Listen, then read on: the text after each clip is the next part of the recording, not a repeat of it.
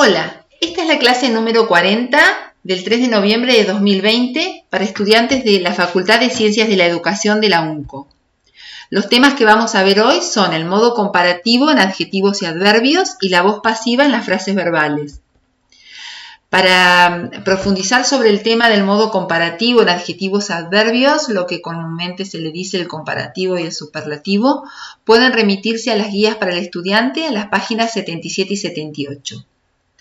Cuando hablamos del modo comparativo, comparamos la forma de comparar hacia más o menos de una persona o cosa o situación con otra persona, y a eso es lo que llamamos comparativo, o de una persona, cosa o situación con una totalidad o con un grupo, y a eso es a lo que llamamos superlativo. En el caso del adjetivo, o sea, de comparar hacia más, por más, la palabra más en inglés es more y menos es less, pero en el caso de más hay una diferencia entre adjetivos cortos y largos. En el caso de less no, se usa la palabra less, menos, tanto para adjetivos cortos como para adjetivos largos, y the least, el menos o la menos, para adjetivos cortos y largos. Pero en el caso de más, sí. No se usa la palabra more en adjetivos cortos. En adjetivos y adverbios cortos, la palabra más se lee, que ustedes como lectura lo van a ver, en el que los adjetivos o adverbios se les agrega, tienen un sufijo er y después dan. Y el superlativo, en vez de tener que el más o la más quiere decir the most, van a tener el sufijo est.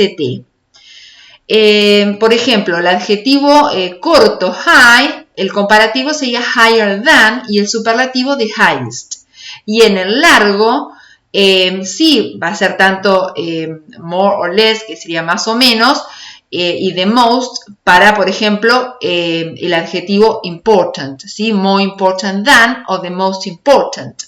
Pero también the less than y the least también están para adjetivos cortos, ¿sí? Bueno, acá tenemos una tabla donde hay adjetivos como high, low, hard and easy, close, y adverbios como early and late, que serían cortos, entonces en este caso no van a ver la palabra more o the most, y adjetivos y adverbios largos, important, developed, rapidly, y en ese caso sí van a tener adelante de esos adjetivos la palabra more para más y less para menos, o the most para el más o la más, y the least para el menos o la menos. Como en todas las reglas, siempre hay casos que no cumplen, que no coincide con esa regla que tenemos de agregar ER en adjetivos cortos para más y EST para el superlativo, sino que son adjetivos que escapan a las reglas y los llamaríamos irregulares. Por ejemplo, adjetivos o adverbios good o well, ¿sí? Que ustedes ya lo han visto, better o the best, bad o badly, worse o the worst, many and much, more y the most, few and little, ¿sí? Que sería poco, less, ¿sí? Que es la palabra the least o the fewest, y después tenemos late, later o the last, y far. En el caso de far, que quiere decir lejos, para distancias, también tiene un uso distinto, y en ese caso aparecería como further o the furthest, y que tiene que ver como que es más amplio o que va más allá. Entonces, en el caso que aparezca en el texto, la palabra further o the furthest no siempre va a querer decir más lejos, ¿sí? Bueno, como ejercicio tienen acá algunas oraciones y tendrían que ver qué caso corresponde, de comparativo o superlativo, si es de más o de menos y si es adjetivo corto o largo, ¿sí? Al final del documento tendrán las respuestas para que ustedes comparen con sus producciones. El otro tema, la voz pasiva, en las guías está en las páginas de las 56 a las 58.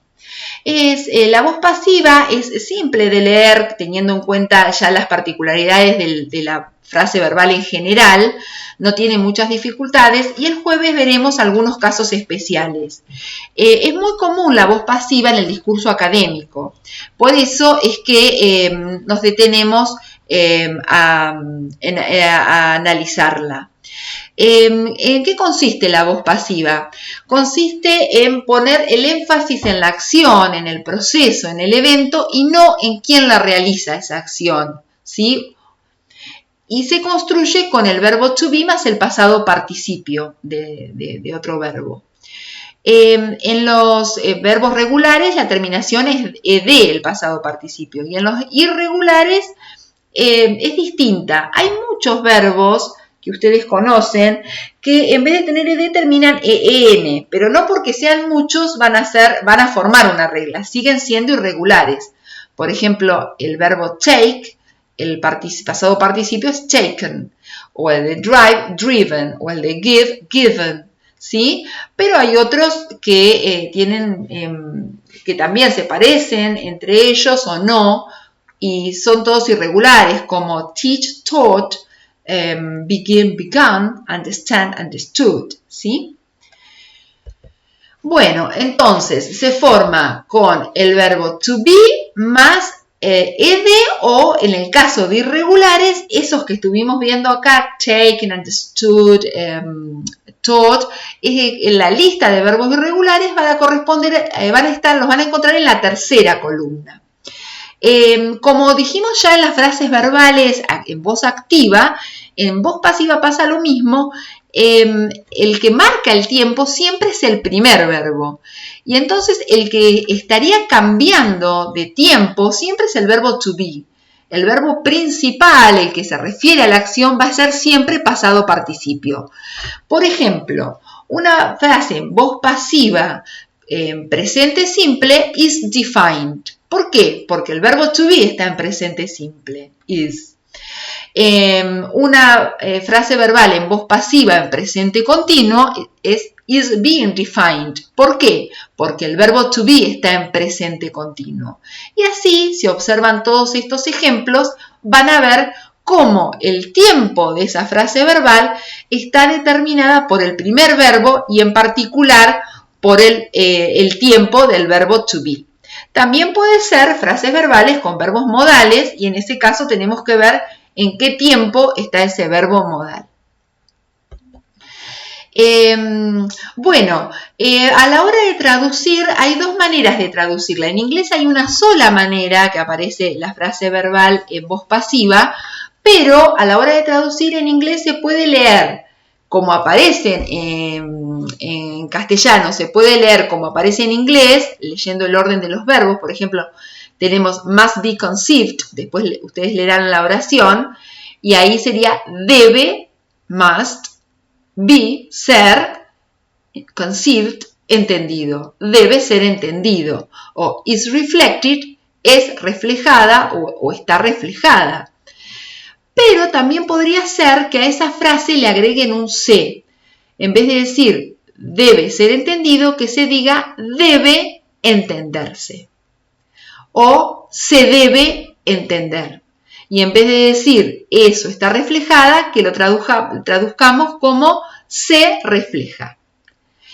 En muchos casos tiene que ser con se, porque si no, no sería algo natural o correcto en castellano. Algunos ejemplos: is said, se dice; is known, se conoce o se sabe. ¿Sí? No podemos decirlo de otra manera. Y acá tienen una ejercitación también para traducir las frases, pero en realidad las oraciones, en las que están las frases verbales en voz pasiva, y decir de las dos maneras, a ver si lo pueden hacer la traducción, para practicar cómo es la traducción con C.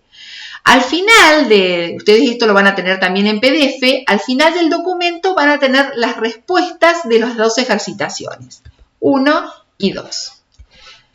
Esto sería todo. El jueves estaríamos practicando un poco más sobre estos dos temas, que va a ser la clase en vivo, ¿sí? Una clase sincrónica. Así que ahí estaríamos ahondando o viendo algunos otros ejemplos que podrían llegar a presentarse en los textos y para analizarlos de manera conjunta. Muchas gracias.